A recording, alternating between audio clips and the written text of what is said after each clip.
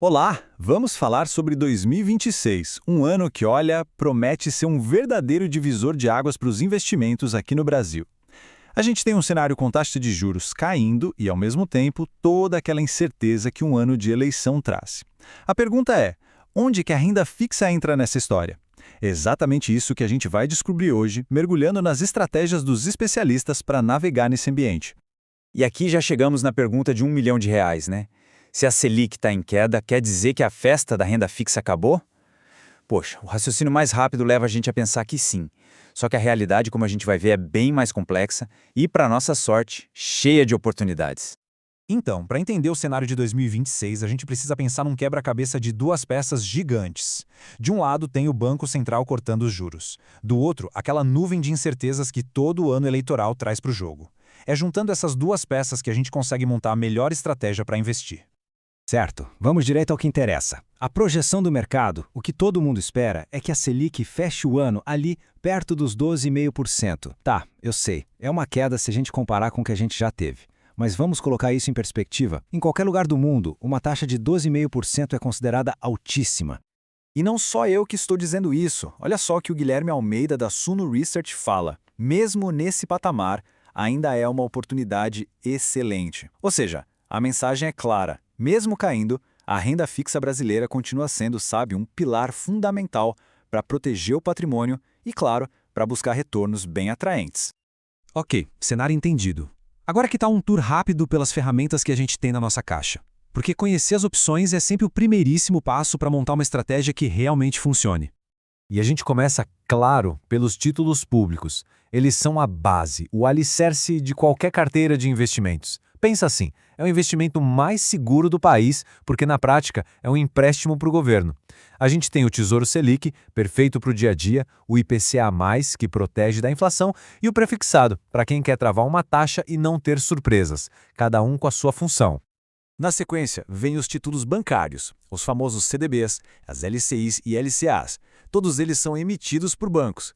E o legal é que eles têm aquela camada extra de segurança, a proteção do FGC, para valores de até R$ 250 mil por CPF e por banco. É uma forma excelente de diversificar a carteira. E por fim chegamos no crédito corporativo. Aqui a história muda um pouco. O dinheiro não vai para o governo nem para o banco, mas sim para empresas, através de debêntures, CRIs e CRAs. O potencial de retorno sobe bastante, mas, como tudo na vida, o risco também acompanha. É, digamos, a parte mais apimentada da renda fixa. Agora sim chegamos na parte que todo mundo estava esperando. Com base na análise da Suno Research, qual é o caminho das pedras? Qual é o manual para investir em renda fixa em 2026? Vamos dar uma olhada nessas escolhas estratégicas. E a grande estrela da vez, a aposta dos especialistas para 2026, é o Tesouro IPCA+. Agora a gente vai entender direitinho por que ele tem essa combinação tão poderosa de proteção e potencial de ganho, especialmente nesse cenário que se desenha. Mas qual é o segredo aqui? A lógica é dupla e é genial. Primeiro, esse título protege o poder de compra, porque o rendimento dele é a inflação, o IPCA, mais uma taxa fixa real. E segundo, e aqui está o pulo do gato, conforme os juros futuros caem, o preço desses títulos no mercado sobe. É um fenômeno chamado marcação mercado, que pode gerar um lucro extra se o título for vendido antes do vencimento. É proteção e chance de lucro, tudo no mesmo pacote.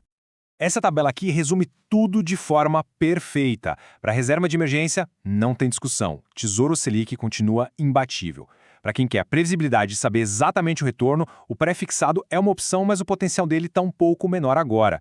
E aí, em destaque, surge o Tesouro IPCA+, como a escolha estratégica do momento. Perfeito para proteger o dinheiro e ainda lucrar num longo prazo.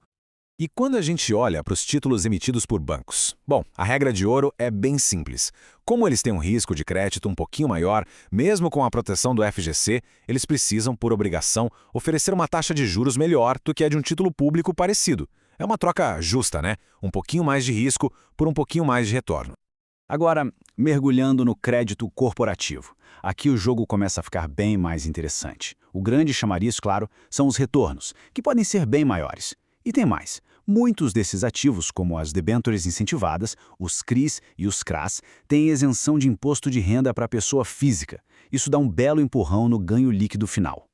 Mas, um ponto de atenção muito importante. O especialista alerta que em 2026 é preciso ter um cuidado redobrado com essa classe de ativos. O efeito dos juros altos do passado ainda vai bater na porta das empresas. Então, o foco total tem que ser na qualidade da empresa que está emitindo o título, e não só na taxa de juros bonita que ela oferece.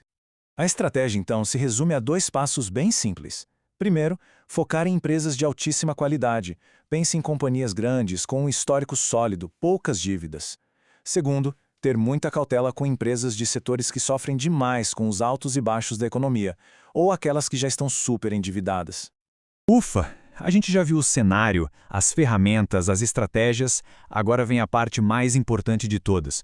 Como é que a gente junta essas peças para construir um plano de investimentos que faça sentido, que seja alinhado com os diferentes objetivos de vida de cada um? E aqui está um roteiro prático. Para a segurança e a liquidez da reserva de emergência, Tesouro Selic é a escolha certa. Para se proteger da inflação e pensar no longo prazo, o Tesouro IPCA+, tem que ser a peça central da carteira. Para diversificar com a segurança do FGC, o caminho são CDBs, LCIs e LCAs de bons bancos. E para quem topa um risco controlado em busca de retornos maiores, o foco vai para crédito privado de primeira linha e ETFs de renda fixa. Bom, nossa análise chega ao fim, mas a reflexão, essa sim, continua. Com todo esse manual em mãos, a pergunta que fica no ar é: qual parte de uma carteira de investimentos talvez precise de uma segunda olhada para se alinhar melhor com esse cenário de 2026? Fica aí a provocação. Até a próxima!